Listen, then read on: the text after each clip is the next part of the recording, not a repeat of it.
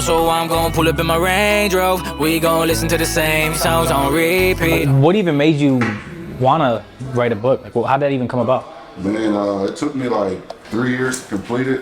You know, a lot of people could benefit from my struggles. Yeah. And you know, one of the greatest, you know, lessons in life, teachers in life, I should say, is experience. So why not just experience somebody else's life and not have to go through it? And so like, that's what I wanted to kind of, you know, convey in the book and just kind of give people my life experiences without them having to go through it. It baffles me that like not a lot of people, especially like adults today, they don't understand the difference between motivation and discipline.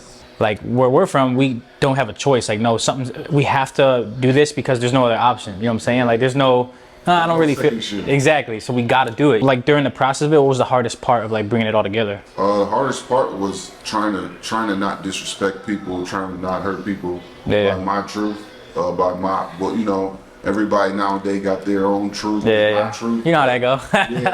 You don't want to hurt people. You don't want to say anything that rubs somebody the wrong way. But the hardest part was the vulnerability. Like being honest and opening yourself up to the world, and people may read your book and be like, man, that's trash. Like, you know, like putting yourself out there and like risking somebody saying like, no, this is trash or that's corny. Like it takes a lot just to be able to get up and say like, hey, I'm about to do this. That in and of itself is risky. I didn't tell anybody.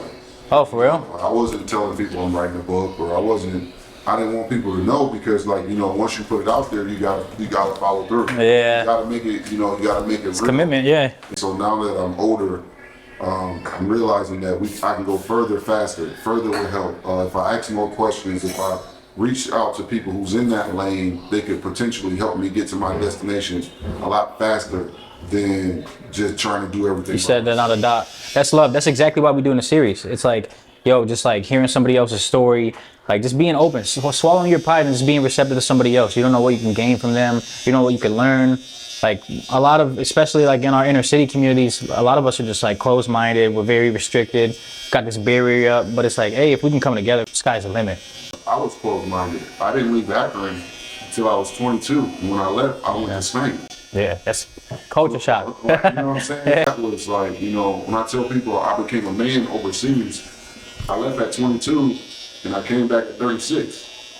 That's wild, yeah. You know what I'm saying? I didn't grow up overseas, but I became a man over there.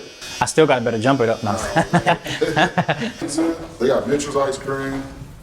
They got, that's the banana cream. That's my go-to. Every time I come in here, like, you know, I make sure I speak to Miss Larissa. Yeah. Speak to Hop, like, you know, so like that's like it's family, like, cause you treat people like family. I feel like I just walked in my home church. That's how I feel. Yeah, like that's how it is. You hug people, you say what's up. I love that. Like, and that's what the environment is here. It's hard to find that now too. Like especially in public places, it's hard to find somewhere that's like community based. Like I can just come kick it. You know what I'm saying? Like yeah, because everybody want money. Yeah, man. You know, it's like obviously this place needs to make money, but it's not money driven. Yeah. Like you know what I mean? For sure. We appreciate Miss Larissa. Yeah. Thank you. Thank you. Thanks for coming in and always being so pleasant. It's always good to see you. You too. Hope you have a good day. Thank you. Like every time I try to do something, I want to highlight this place, because anytime people come here, it's for the community. And you can see the House 330 backdrop. Yeah. So anytime people come in here, like if there's an event, they put the backdrop out here. People can take photos in front of it, kind of like, you know, let it. Yeah. So it's always the branding, let people know where they are, and just be receptive of the stage. Last time we kicked it was at the Cavs game. Remember we went? It was me, you, EV, Chip, Glenn. That was dope. That was a fun time, man. That was great, man. Because Chip's my guy. I've known EV for many years, and then I got to meet Glenn, and I got to actually talk to him, and that's my first time talking to somebody who does creative director for a brand. So that was pretty cool. So that's him right there. Shout out Ilty, LeBron Foundation. Let's go. Like, I've known Chip for so long, and this how long I've known Chip. I've seen him on the airplane. And he's like, give me your iPod so I can load up new music on it. That's how long I've known Chip. Shout out Chip.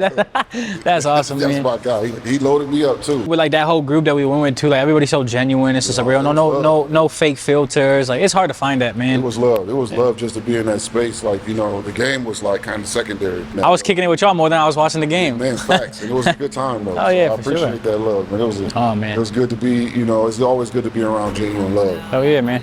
I did it So I won't blame me if you turn me down. But she said, baby, I'm with it. So I act up when the sun goes down. So I'm gonna pull up in my Range Rover. We gon' listen to the same songs on repeat. If you could give any advice to any adolescents like coming up, you know, younger than us, just whether it's being an athlete, being a music artist, whatever your passion is, if you can give them any type of advice, what would it be?